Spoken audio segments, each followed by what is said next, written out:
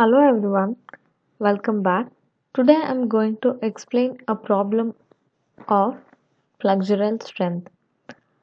A pretension PSC beam of I section with 160 by 70 flange with thickness of web 50 and overall depth of I section is 320 The beam is pre-stressed with 4 high strength steel wires of 7 at an effective depth of 265 FCK 50 Newton per square, FP 1600 Newton per square.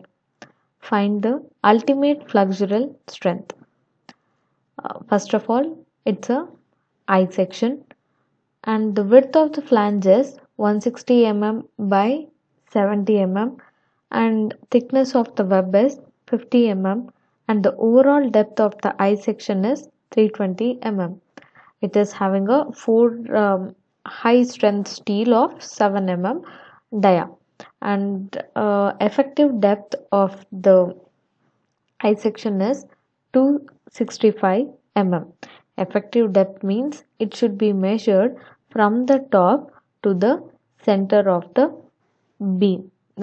center of the cable, and the remaining data is given. We should find out the ultimate flexural strength. So before that, I wanted to say one thing is here they have not mentioned anything about bonded and unbonded tendons. So we should assume that whatever they have given, it's a bonded tendon, and according to that we should solve the problem. Like this, we should write a I section along with the dimensions. Okay. Next is a solution. We'll start like this. Given data is FCK is 50 Newton per square, FP 1600 Newton per square. Area of the cable is, we need the area. So already they have mentioned that it's a 4 cables are there. So 4 into pi d square by 4. So 4 into pi by 4 into dia of the each cable is 7 So 7 square, you will get area of cable is 154 square. Depth of the neutral axis. Assume neutral axis lies within flange. XU is less than or equal to 70 What is that? It is a depth of the flange. Depth of the flange is 70 We are assuming that XU, in the sense it is a distance of the neutral axis. The neutral axis is lying within the flange. It is just our assumption. We don't know whether this is correct or wrong. So for that we have a ratio AP into FP by BD into FCK.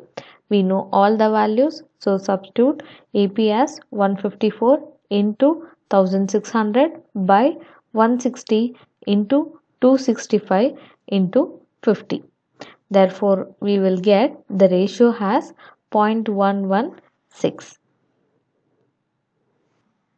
Okay, from the ratio we have got this much. Now we should go to table and check. We should find out how much is XU by D ratio. So what was the value of this ratio? It is 0.116. Check in the table. Do we get 0.116 here? See the ratio here. So we should refer the first column. 0.116 is not there. But it lies between these two values, that is 0.10, 0.15. It lies between these two values. So we should refer the first column as well as this fourth column. Why I am referring to the fourth column is, it is, first of all we should find out XU by D ratio, and it is a pretension. So for a pretension we should check these value, that is For point 1, what is the corresponding value? It is 0.217. For 0.15, corresponding value is 0.326. So by taking these two values, we can find out the value of 0.116. That only I have written here. From the table, I have taken these values. And one more important point is, as we have assumed that it is a bonded tendon, we should refer table 11. According to that, we are referring to the table 11. So if we interpolate for this value, the value is 0.252. XU by D equal to 0.252 from the table. XU is 0.252 into 265, that is the effective depth is 265. XU is 66.78 mm, which is less than 70 mm. Okay, that means the neutral axis is lying within the flange. Go and check here. The flange depth is 70 mm. So neutral axis is lying within the flange. Whatever assumption we have done, it is correct. Hence, assumption is correct. You should write a statement like that. The next thing is this ratio, that is FPU by 0.87 into FP is a ratio. For that ratio, what is the value we should find out? Go to the table. See here. First of all, to check FPU by 0.87 FP ratio, we should refer to the first column. According to our value, it is, what was our value? Ratio value, it is 0.116. So here 0.116 lies between 0.1 and 0.15. Now check the corresponding value. Here the given problem is pretension, so I should refer to the second column. So for 0.1 the value is 1.0. For 0.15 the value is 1.0. So obviously for 0.116 the value or ratio of this will be 1.0. So go back to the slide and the value is 1.0. Should be the ratio value.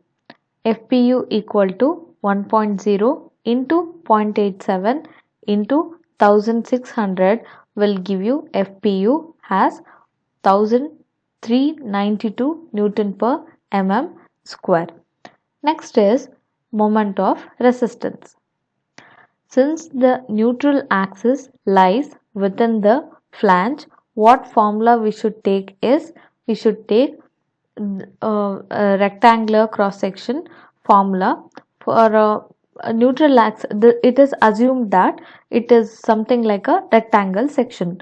So we should consider this formula, and the moment of resistance notation can be used as MR or MU. Both are same. Equal to FPU into AP into D minus 0.42 into XU. Therefore, substitute all the values, that is for FPU it is 1392, for AP 154, D 265 minus 0.42 into 66.78. After solving, we will get MU as 50.8 kilonewton meter. This is moment of resistance value. This is what they have asked in the question. So in this question, the important thing is, if they have not given anything regarding the bond, just take it as bonded connection, and we should refer to the table 11. And while taking or while calculating the ratio, be careful. First, if you are not sure, you can you can take a statement that neutral axis lies within the flange. If you have any doubts, go like that. If your answer is wrong, then you can go for neutral axis lies within the web. Okay, like this we can solve problems on flexural strength. Hope you have understood. Thank you.